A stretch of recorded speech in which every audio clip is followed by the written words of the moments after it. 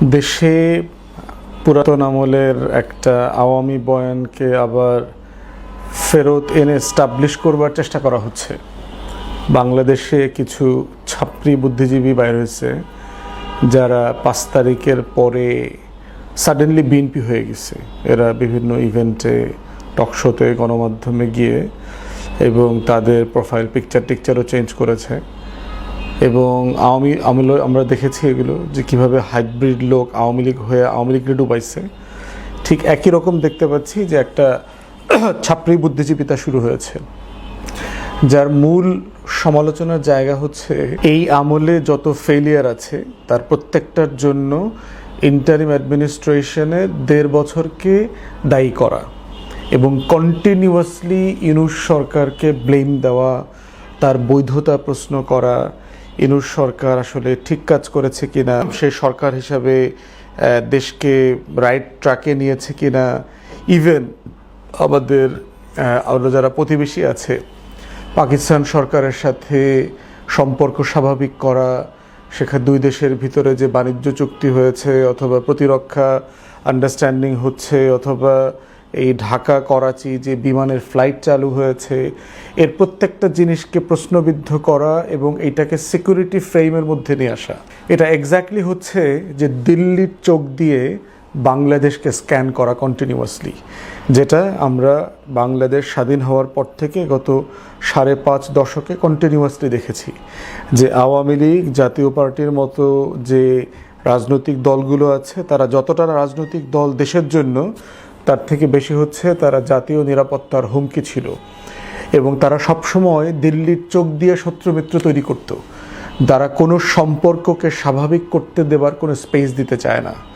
ঠিক একইভাবে দেখেন যে এই তর্কগুলো কিভাবে উঠছে যে ইউনূস সরকার দেশের অর্থনীতির 12টা বাজায় গেছে, ইউনূস সরকার দেশে কোনো বিদেশি বিনিয়োগ আনতে দেয় নাই অথবা আসে নাই ইউনূস সরকারের সময়, ইউনূস সরকার পুলিশের পোশাকটা পর্যন্ত চেঞ্জ করছে, পুলিশের মতামত নেয় নাই, ইউনূস সরকার হামের টিকার মিসম্যানেজমেন্ট করে দিয়ে গেছে, সিরিঞ্জ কেনার মতো কোনো টাকা দেয় নাই, ইউনূস সরকার ইসলামপন্থীদেরকে শক্তিশালী করে দিয়ে গেছে যেন জামাত শিবির হুজুররা সংসদে আসতে পারে, ইউনূস সরকার আওয়ামী লীগকে নির্বাচনে অংশগ্রহণ করতে দেয় নাই, ইউনূস সরকার প্রশাসনে যেই বাণিজ্য হয়েছে এগুলো ছাত্রদেরকে করতে দিয়েছে।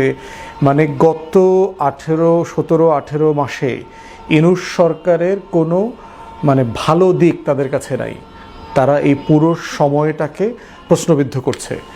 এখন আপনারা মনে করে দেখেন 24-এর 5ই আগস্টের পরে ইউনূস সরকারকে সবচেয়ে বেশি আন্ডারমাইন করেছে কারা? দিন রাত, মাসের পর মাস। একটা হচ্ছে দিল্লি থেকে, ইন্ডিয়া থেকে কন্টিনিউয়াসলি ডিসইনফরমেশন, মিসইনফরমেশন ক্যাম্পেইন করেছে এবং আরএসএসের বিভিন্ন প্ল্যাটফর্ম থেকে আমরা দেখেছি, বিজেপির বিভিন্ন প্ল্যাটফর্ম দেখেছি, আওয়ামী লীগের লোকজন বিভিন্ন প্ল্যাটফর্ম থেকে এই কাজগুলো করেছে, হাসিনাকে নিজেকে প্রমোট করেছে ইন্ডিয়ান গণমাধ্যম ব্যাপকভাবে, এবং তারা কন্টিনিউয়াসলি ইউনূস সরকারকে কীভাবে আন্ডারমাইন করা যায় বাংলাদেশে এবং দেশের বাইরে।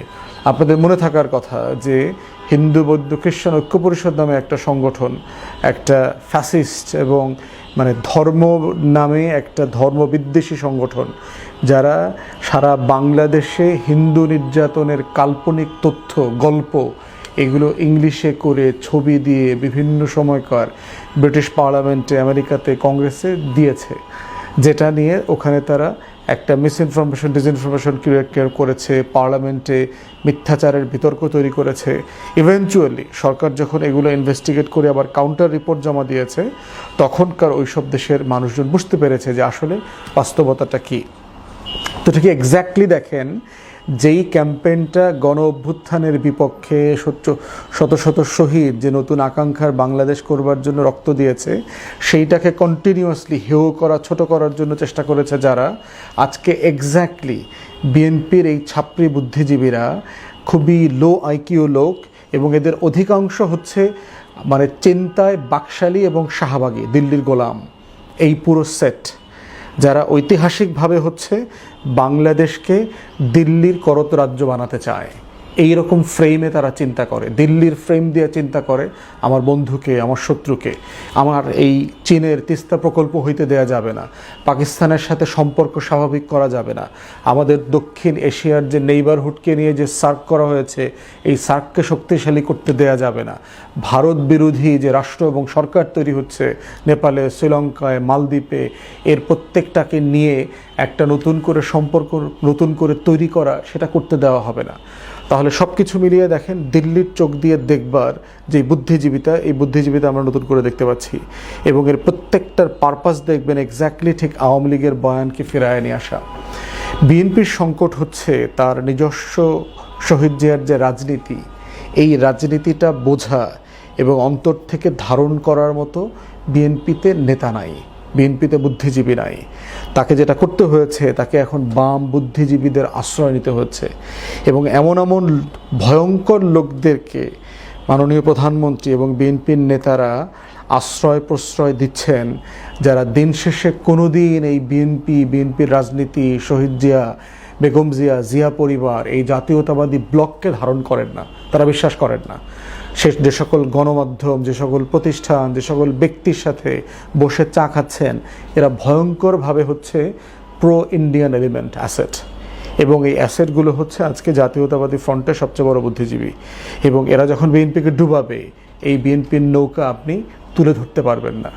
তাই আমাদের বক্তব্য খুব পরিষ্কার যে বাংলাদেশে অন্তর্বর্তীকালীন সরকারের অনেক ফেলিয়ার আছে নিঃসন্দেহে, তাদের কাছ থেকে আমাদের যে প্রত্যাশা ছিল, অনেক প্রত্যাশা তারা পূরণ করতে পারেন নাই, কিন্তু শহীদ প্রেসিডেন্ট জিয়াউর রহমানের পরে বাংলাদেশের সবচেয়ে সফল, মানে চিন্তার জায়গা থেকে, অনেস্টির জায়গা থেকে, করার জায়গা থেকে, চেষ্টার জায়গা থেকে, আন্তরিকতার জায়গা থেকে, নিষ্ঠার জায়গা থেকে যদি কোনো সফল সরকার থেকে থাকে, সেটা ডক্টর ইউনূসের সরকার এবং তাকে কেউ কাজ করতে দেয় নাই।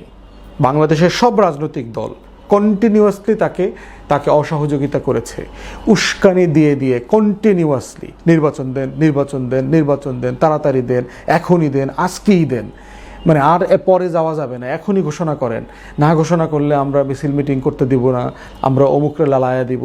শত শত আন্দোলন বাংলাদেশের, বৈধ অবৈধ, ন্যায্য অন্যায্য, আওয়ামী উস্কানি, তারপরে ডিপ স্টেটের বিভিন্ন ক্ষমতার ভরকেন্দ্রের জায়গা থেকে উস্কানি, গণমাধ্যমের অসহযোগিতা, সব কিছু মিলে বাংলাদেশের এই রাষ্ট্রের ক্ষমতার জায়গায় যারা বসে আছেন তারা কেউই 24কে মেনে নিতে পারেন নাই, গণ অভ্যুত্থানকে তারা ধারণ করেন না।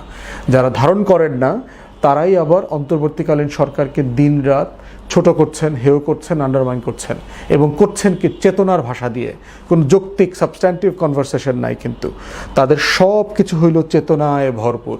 কিন্তু তারা বুঝতে ভুলে গেছেন যে মুক্তিযুদ্ধ ব্যবসা ঋণখেলাপি হয়ে গেছে, চেতনা ব্যবসা, 71-এর যুদ্ধ, 72-এর সংবিধান, এইটা আওয়ামী লীগ বেচতে বেচতে পুঁজি শেষ হয়ে গেছে।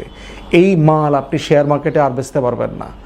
বাংলাদেশে নতুন যে লড়াই হয়েছে, এই লড়াইটা হচ্ছে একটা আকাঙ্ক্ষার লড়াই। এই আকাঙ্ক্ষার লড়াইটা 71-এও ছিল, কিন্তু আওয়ামী লীগ কেনাবেচা করে আকাঙ্ক্ষাটাকে ধ্বংস করে দিয়েছে। 24-এর তরুণরা আবার মনে করায় দিয়েছে যে আমাদের একটা আকাঙ্ক্ষা আছে। অতএব সেই জায়গাতে অন্তর্বর্তীকালীন সরকার সিরিয়াসলি তার জায়গাতে কাজ করবার চেষ্টা করেছে। তাই আমরা দেশবাসীকে অনুরোধ করছি, 24-এর সেই ফেনোমেনন আপনারা ভুলে যাবেন না, আপনারা 24-এর পক্ষে থাকেন এবং মাথায় রাখবেন 24-এর গণ অভ্যুত্থানটা কিন্তু শেষ হয় নাই। এটা একটা অসমাপ্ত স্টেজে যুদ্ধবিরতির মতো অবস্থায়, সিজফায়ারের মতো অবস্থায় আছে এবং সকল লক্ষণ বলছে যে বাংলাদেশে সেরকম একটা মোমেন্ট আগামী দিনগুলোতে আবার আসবে এবং সেই সময়ে যেন আমরা শত্রু মিত্র চিনতে ভুল না করি। কারা বাংলাদেশের স্বাধীনতা, সার্বভৌমত্ব, আজাদির শত্রু, গণমাধ্যমে, আমলাতন্ত্রে, আমাদের টোটাল ক্ষমতার ভরকেন্দ্রের প্রত্যেকটা জায়গায়, বুদ্ধিজীবিতার জায়গা থেকে কারা কারা নতুন করে পুরাতন সেই মদ, আওয়ামী মদ, সেই দিল্লির আধিপত্যবাদের মদ নতুন করে আবার ফিরায় নিয়ে এসে জাতিকে আসক্ত করতে চায়। আমরা চাইব বাংলাদেশের স্বাধীনচেতা জনগোষ্ঠী, আজাদি এবং ইনসাফের পক্ষের জনগোষ্ঠী সচেতন থাকবেন এবং সজাগ থেকে বাংলাদেশের লাল পতাকার, এই লাল সবুজের পতাকাকে পাহারা দিয়ে রাখবেন।